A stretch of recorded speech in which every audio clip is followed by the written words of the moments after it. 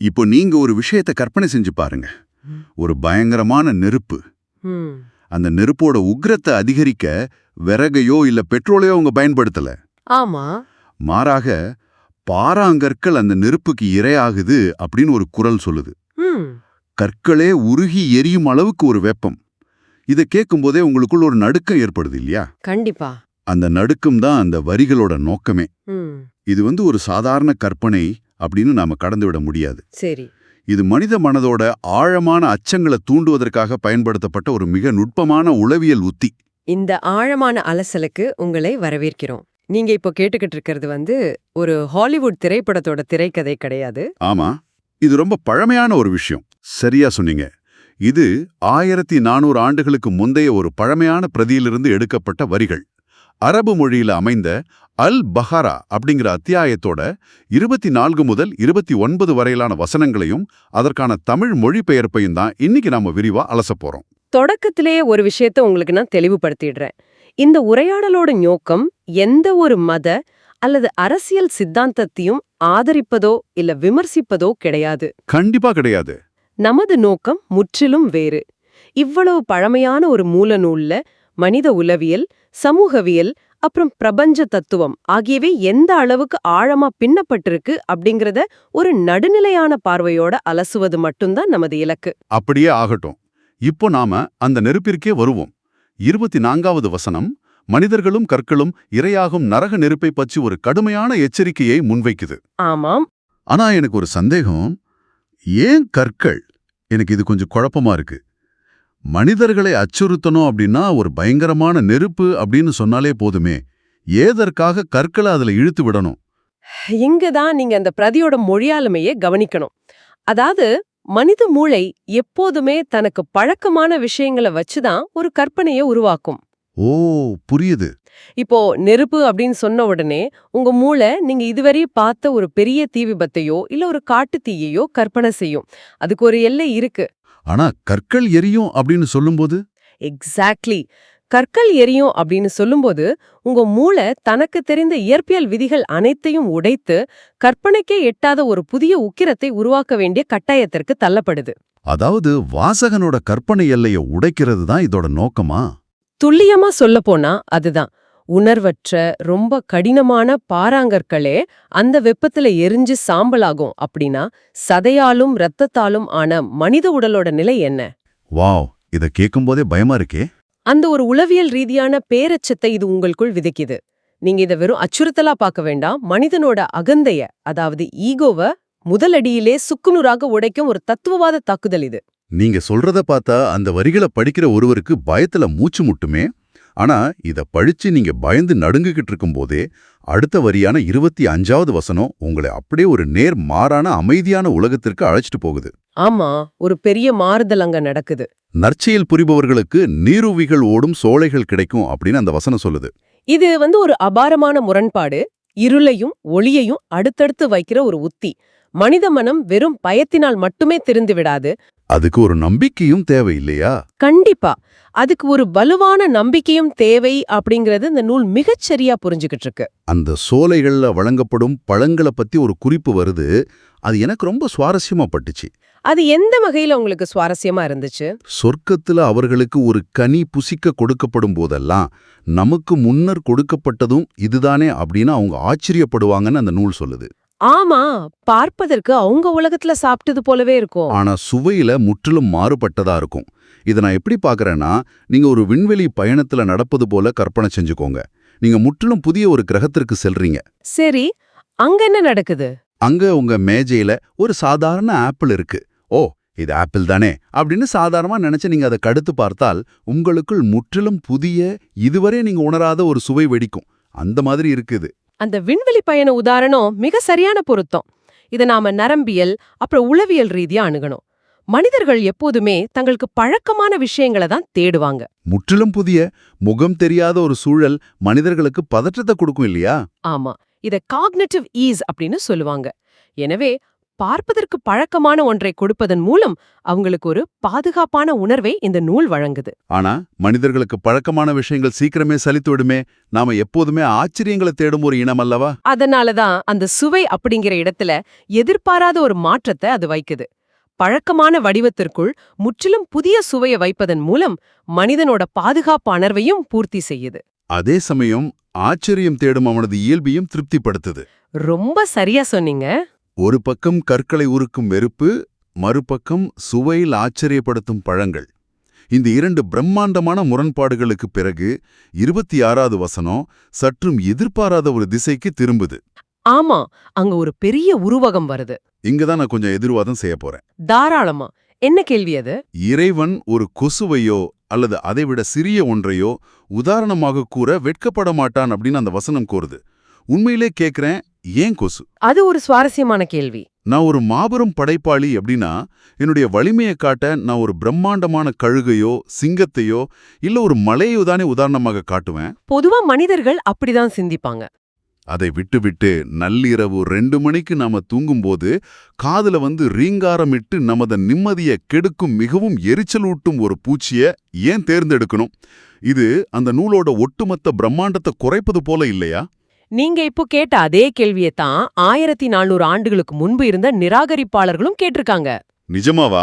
அவங்களும் இதே மாதிரி கேட்டாங்களா? ஆமாம். இந்த அற்பமான கொசுவை உதாரணமாக கூறுவதன் மூலம் இறைவன் என்னதான் நாடுகிறான் அப்படின்னு அவங்க விமர்சித்ததா அந்த வரியே பதிவு செய்து. ஓ, இங்கதான் நீங்க மனிதனோட அறிவாணவம் எப்படி வேலை செய்து அப்படிங்கறத பார்க்கணும். மனிதர்கள் எப்போதுமே தெய்வீகம் அப்படிங்கிறது ஒரு ஹாலிவுட் திரைப்படத்தோட கிளைமேக்ஸ் போல பிரம்மாண்டமா வானம் பிளப்பது போல நடக்கும்னு எதிர்பார்க்கறாங்க. அதாவது நம்முடைய எதிர்பார்ப்புகள் தான் இங்க பிரச்சனையா? ஆமா, இது காக்னிட்டிவ் டிசனன்ஸ் எனப்படும் உளவியல் முரண்பாடு.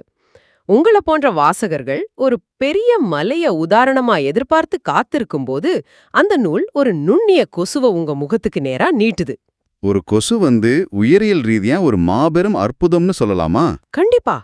அதோட ரத்த உறிஞ்சும் குழாயின் நுட்பம், அதோட சிறகுகளின் அசைவு, அதோட செரிமான மண்டலம் என ஒரு சிறிய புள்ளிக்குள் இருக்கும் அந்த பிரம்மாண்டத்தை நம்பிக்கையாளர்கள் அதை பார்த்து வியக்கறாங்க. ஆனா தங்கள அறிவாளிகள்னு நினைச்சுக்கிட்டு இருக்கிறவங்க அவங்க அதோட அற்பமான வெளிப்புற தோற்றத்தை மட்டுமே பார்த்துட்டு தங்கள் ஈகோவினால் அதை நிராகரிக்கிறாங்க. ஓ, ஆக இது கொசுவ பற்றியதே இல்ல. மனிதனோட ஈகோவ அவனது மனநிலையை அளக்கும் ஒரு லிட்மஸ் தாளாக இந்த கொசு பயன்படுதுன்னு சொல்றீங்க. சரியா புரிஞ்சுகிட்டீங்க. நீங்க ஒரு தகவலை அல்லது உருவகத்தை அணுகும் மனநிலையே அதிலிருந்து நீங்க என்ன கத்துக்கிறீங்க அப்படிங்கறத தீர்மானிக்குது. ஒரு திறந்த மனம் கொண்டவருக்கு சாதாரண கொசுவுக்குள் மாபெரும் உண்மைகள் தெரியும். ஆனா அகந்தை கொண்ட மனதிற்கு மலையை காட்டினாலும் அதுல குறைகள் மட்டுமே தெரியும். அந்த நூல் தனக்குள் பயன்படுத்தப்படும் இலக்கிய உத்தியைத்தானே விமர்சனம் செஞ்சு வாசகர்களோட உளவியலை தோலுரிக்குது. இது கேட்பதற்கு மிகச் சுவாரஸ்யமா இருக்கு. ஆனா இதுல எனக்கு இன்னொரு முரண்பாடு தோணுது. என்னது? சொல்லுங்க. ஒரு கொசுவோட உருவகத்தை புரிந்து கொள்வதற்கும் ஒரு மனிதனோட நிஜ வாழ்க்கை முறைக்கும் என்ன தொடர்பு? நான் இதை கேட்பதற்கு காரணம் அடுத்த 27வது வசனம் மிகவும் ஆச்சரியமான ஒரு தாவலை நிகழ்த்துது. நீங்க எதை குறிப்பிடுறீங்கன்னு எனக்கு தெரியுது. உருவகங்களை ஏற்காதவர்களோட செயல்களை பட்டியலிடும் அந்த வசனம் தானே? ஆமாம். ஒரு கொசுவின் உதாரணத்தை புறக்கணிப்பவர்கள் இறைவனோட உடன்படிக்கையை முறிக்கிறாங்க, சேர்த்து வைக்கப்பட வேண்டிய உறவுகளை துண்டிக்கிறாங்க, பூமியில விஷமம், அதாவது குழப்பம் அல்லது சீர்கேடு செய்யறாங்க அப்படின்னு அது கூறுது. இது எனக்கு புரியல. நான் ஒரு இலக்கிய உருவகத்தை புரிஞ்சுக்கல அப்படின்னா நான் எப்படி சமூகத்துல குழப்பம் விளைவிக்கும் ஒருவனா ஆகுவேன்? இது லாஜிக் இல்லாத ஒரு மிகப்பெரிய பாய்ச்சலா எனக்கு தோணுதே. வெளிப்படையா பார்க்கும்போது இது ஒரு பெரிய பாய்ச்சல் போல தெரியலாம். ஆனா இதில் இருக்கும் உளவியல் தொடர்பை நீங்க புரிஞ்சுக்கணும். சரி, சொல்லுங்க. ஒரு மனிதன் ஒரு கொசுவோட உருவகத்தை ஏன் நிராகரிக்கிறான் அப்படின்னு சற்று முன் நம்ம பேசணும் இல்லையா? அவனது அகந்தையின் காரணமா, அதாவது ஈகோனால. ஆமா, அவனது எதிர்பார்ப்புக்கு அது பொருந்தவில்லை அப்படிங்கறதால. அதே அகந்தே தான் இங்கும் வேலை செய்யுது. ஒருவன் பிரபஞ்சத்தோட ஒரு நுட்பமான உண்மைய தன் ஈகோக்காக நிராகரிக்கிறான் அப்படின்னா அவனால் எப்படி சக மனிதனையும் சமூக விதிகளையும் மதிக்க முடியும்? ஓ, அப்படி வரீங்களா? ஆமா. உடன்படிக்கை அப்படிங்கறது அடிப்படையில என்ன? நான் என் சுயநலத்தை கொஞ்சம் குறைச்சுக்கிட்டு உனக்கான உரிமையை மதிக்கிறேன் அப்படிங்கிற ஒரு சமூக ஒப்பந்தம் தானே? ஆமா, ஒரு மியூச்சுவல் ட்ரஸ்ட். அகந்தையின் காரணமா ஒரு மாபெரும் உண்மையை நிராகரிக்கும் மனம் சமூகத்துல தனக்கான லாபத்திற்காக எந்த ஒரு அறப்பையும் உறவுகளையும் மீற தயங்காது. அதாவது தனிமனித ஈகோ சமூக பிரச்சனையா மாறுதுன்னு சொல்றீங்க. எக்ஸாக்ட்லி. நீங்க இன்றைய சமூக வலைத்தளங்களை எடுத்துக்கோங்க. உள்ளுக்குள் இருக்கும் ஒரு சிறு வெறுப்பு அல்லது அகந்தை தான் வெளியே வார்த்தை வன்முறையாகவும் சமூக பிளவாகவும் மாறுது.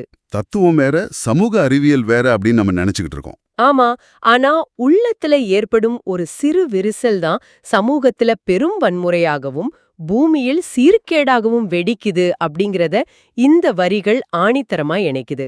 வாவ், இது என்ன நிஜமாவே சிந்திக்க வைக்குது. நீங்க சொல்லத பார்த்தா தத்துவார்த்தமான நம்பிக்கை அல்லது நிராகரிப்பு அப்படிங்கிறது வெறும் மூளைக்குள் நடக்கும் ஒரு தனிப்பட்ட விஷயம் கிடையாது. கண்டிப்பா கிடையாது. ஒரு மனிதன் தன்னை விட பெரிய ஒரு உண்மையை மதித்து தலைவணங்க கத்துக்கல அப்படின்னா அவன் தன் அண்டை வீட்டாரையும் மதிக்க மாட்டான். ஆக தனிமனிதனோட அகச்சிந்தனைக்கும் ஒட்டுமொத்த சமூகத்தோட அமைதிக்கும் நேரடி தொடர்பு இருக்கு. அதுதான் உண்மை. இது தத்துவத்திலிருந்து நேரடியாக நடைமுறை வாழ்க்கைக்கு ஒரு பாலம் அமைக்குது.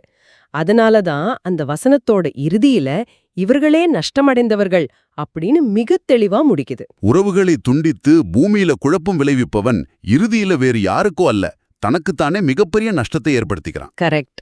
இதுவரை நாம பார்த்ததே மூளைக்கு பலமான வேலை கொடுத்திருக்கு. ஆனா அடுத்ததா நாம இந்த அலசலோட உச்சக்கட்டத்திற்கு வரப்போறோம். 28 மற்றும் 29வது வசனங்கள். இந்த வசனங்கள் ரொம்ப பிரம்மாண்டமானவை. ஆமா, இந்த வரிகளை படிக்கும்போது எனக்கு ஒரு திரைப்படத்துல நடக்கும் ட்ரோன் ஷாட் தான் நினைவுக்கு வந்துச்சு.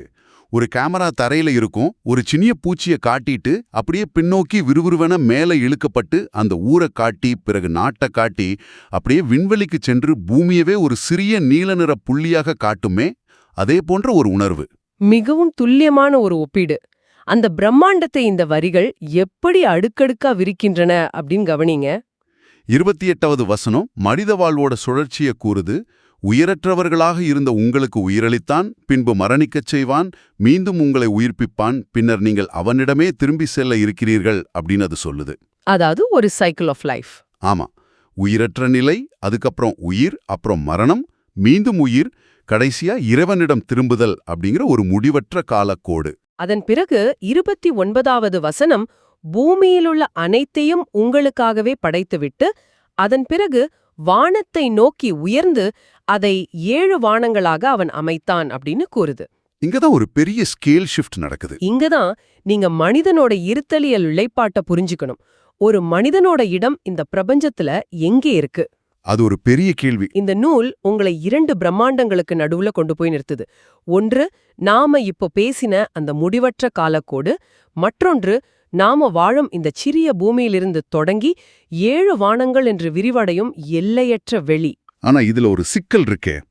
நான் இந்த பிரபஞ்சத்தோட அளவை, அந்த 7 வானங்களை நினைத்து பார்த்தா எனக்குள் நான் ஒன்றுமே இல்லை அப்படிங்கிற ஒரு சூனிய உணர்வு தானே வரும். நிறைய பேருக்கு அந்த உணர்வு வர வாய்ப்பு இருக்கு. ஒரு சிறிய கொசுல ஆரம்பிச்சு இப்போ 7 வானங்கள் அப்படிங்கிற அளவுகோலுக்கு நாம வரும்போது மனிதன் வெறும் தூசு அப்படின்னு அல்லவா தோணுது. நீங்க அப்படின்னு தெரிஞ்சுதான் அந்த 29வது வசனத்துல ஒரு மிக முக்கியமான வார்த்தை சேர்க்கப்பட்டிருக்கு. எந்த வார்த்தையை சொல்றீங்க? பூமியில் உள்ள அனைத்தையும் உங்களுக்காகவே படைத்தான் அப்படிங்கிறது தான் அந்த வார்த்தை.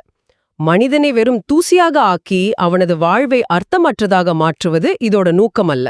ஓ, அதாவது ஒரு பக்கம் உன்னை அற்பமானவன் அப்படின்னு காட்டிட்டு மறுபக்கம் உனக்கு முக்கியத்துவம் கொடுக்குதா? சரியா சொன்னீங்க. இது ஒரு அருமையான உளவியல் சமநிலை. இந்த முடிவற்ற பிரபஞ்சத்துல நீ மிகச் சிறியவன், எனவே உனக்கு எதற்கு இந்த சமூகத்துல இவ்வளவு கர்வம் அப்படின்னு சொல்லி உங்க ஈகோவை உடைக்குது. அட் த சேம் டைம் அதே சமயம் இந்த ஒட்டுமொத்த பூமியும் அதிலுள்ள வளங்களும் உனக்காகவே மனித குலத்தின் பயன்பாட்டிற்காகவே வடிவமைக்கப்பட்டிருக்கு அப்படின்னு கூறுவதன் மூலம் மனிதனோட பொறுப்பை அது மிக உயர்வாக காட்டுது. இது உண்மையிலே ஆச்சரியமா இருக்கு. எனக்கு புரிந்தவரை அதிகப்படியான கர்வம் மனிதனை அழித்துவிடும். ஆமா. அதே போல நான் ஒன்றுமே இல்லை, என் வாழ்க்கைக்கு எந்த அர்த்தமும் இல்லை அப்படின்னு நினைக்கும் இருத்தலியல் வெறுமையும் மனிதனை அழித்துவிடும். அதனாலதான் அந்த பேலன்ஸ் ரொம்ப முக்கியம். இந்த 2 அதீத நிலைகளுக்கும் செல்ல விடாமல் நீ ஒரு தூசுதான், ஆனா மிக பொறுப்பான ஒரு தூசு அப்படின்னு ஒரு சமநிலையை இந்த வரிகள் உருவாக்குது. இதை விட சிறப்பா இதை சுருக்கி சொல்ல முடியாது. மனிதனோட இடம் பிரபஞ்சத்துல என்ன அப்படிங்கறத இதை விட அழகா வரையறுக்க முடியாது. இன்னைக்கு நாம பார்த்த இந்த ஆதாரங்கள்ல உண்மையிலே ஒரு தனித்துவமான நம்ப முடியாத பயணம் இருந்துச்சு. இதை ஒரு முறை அப்படியே திரும்பி பார்த்தா கற்களை எரிக்கும் நரக நெருப்பு அப்படிங்கிற உளவியல் அச்சத்துல தொடங்கணும். அப்புறம் என்ன பார்த்தோம்? பிறகு பழைய வடிவத்துல புதிய சுவையை தரும் சொர்க்கத்து பழங்கள் மூலம் மனிதனோட எதிர்பார்ப்புகளையும் பாதுகாப்புணர்வையும் பார்த்தோம். அதன் பிறகு ஒரு சிறிய கொசுவோட உருவகத்தின் மூலம் நாம ஒரு உண்மையை எப்படி தேடுறோம் அப்படிங்கறதையும், நமது அகந்தை எப்படி ஒரு நுண்ணிய பிரம்மாண்டத்தை கூட நிராகரிக்க செய்து அப்படிங்கறதையும் அலசினோம். ஆமா, அந்த அகந்தை தான் சமூக உறவுகளை துண்டித்து பூமியில பெருங்குழப்பங்களை உருவாக்குது அப்படிங்கிற அந்த உளவியல் இணைப்பையும் புரிஞ்சுக்கிட்டோம். இறுதியா பிறப்பு முதல் இறப்பு வரையிலான காலக்கோட்டிலும் 7 வானங்கள் அப்படிங்கிற பிரம்மாண்ட வெளியிலும் மனிதனோட இடம் என்ன என்பது வரை நமது சிந்தனை இன்று பல தலங்கள்ல பயணித்திருக்கு. நிஜமாவே ஒரு பெரிய பயணம் இது. ஒரு பழமையான பிரதி அப்படிங்கிறது வெறுமனே சட்டங்களை சொல்லும் ஒரு கையேடு கிடையாது. அது மனித மனதோட ஆழங்களை அளக்கும் ஒரு கருவி, சமூகத்தை இணைக்கும் ஒரு சங்கிலி, பிரபஞ்சத்தை விளக்கும் ஒரு தொலைநோக்கி அப்படிங்கறத இந்த உரையாடல் நமக்கு உணர்த்தியிருக்கு. நிச்சயமா. ஆனா இந்த உரையாடலை முடிக்குமோன்னு உங்களுக்காக ஒரு முற்றிலும் புதிய சிந்தனையை விட்டு செல்ல விரும்புறோம். நேயர்கள் இதை கட்டாயம் யோசிக்கணும். நீங்க எப்போவாவது ஓவர்வியூ எஃபெக்ட் அப்படிங்கறத பத்தி கேள்விப்பட்டிருக்கீங்களா? விண்வெளிக்கு செல்லும் விண்வெளி வீரர்கள் பல 1000 கிலோமீட்டர்கள் உயரத்திலிருந்து நமது பூமியை ஒரு சிறிய நீல நிற புள்ளியாக பார்க்கும்போது அவர்களுக்குள் ஒரு மாபெரும் உளவியல் மாற்றம் நிகழுமாம். ஆமா, நாடுகள் அரசியல் எல்லாம் ஒண்ணுமில்லாம போயிடும். கரெக்ட். நாடுகளோட எல்லைகள், அரசியல் சண்டைகள், தனிப்பட்ட ஈகோ எல்லாமே அந்த நொடியில சுக்குநூறாக உடைந்து நாம் அனைவரும் ஒன்றோடொன்று இணைக்கப்பட்டிருக்கிறோம் அப்படிங்கிற ஒரு மாபெரும் தெளிவு பிறக்குமாம். இது அந்த 29வது வசனத்தோட அப்படியே பொருந்தி போகுது. இப்போ நீங்க அந்த 7 வானங்கள் பற்றிய 29வது வசனத்தை நினைத்து பாருங்க. மனிதர்கள் விண்வெளிக்கு சென்று இந்த ஓவர்வியூ எஃபெக்டை உணர்வதற்கு 1400 ஆண்டுகளுக்கு முன்பே இந்த மூலநூல் மனிதனை உளவியல் ரீதியாக பிரபஞ்சத்தோட உச்சிக்கு அழைத்துச் சென்று அதே தாக்கத்தை ஏற்படுத்த முயன்றிருக்கு. இது உண்மையிலேயே ஒரு சிலிர்க்க வைக்கும் சிந்தனை. இன்னைக்கு இரவு நீங்க வானத்துல இருக்கும் நட்சத்திரங்களை பார்க்கும்போது உங்களை நீங்களே கேட்டுக்கோங்க, இந்த மாபெரும் பிரபஞ்சத்தின் முன் உங்களின் அன்றாட கவலைகளும் தனிப்பட்ட ஈகோக்களும் எவ்வளவு சிறியவை. அதே சமயம் இவ்ளோ பிரம்மாண்டமான ஒரு அமைப்புல உங்களுக்காகவே இந்த பூமி படைக்கப்பட்டிருக்கு அப்படின்னா உங்கள் வாழ்க்கையோட நோக்கம் எவ்வளோ பெரியது? உங்களின் அந்த சிறிய இடத்துக்குள் நீங்க செய்யப்போகும் மிகப்பெரிய விஷயம் என்ன? யோசித்து பாருங்க. அருமையான முடிவு. மீண்டும் ஒரு சுவாரஸ்யமான ஆழமான அலசலோட உங்களை சந்திக்கும் வரை உங்களிடமிருந்து விடை பெறுகிறோம்.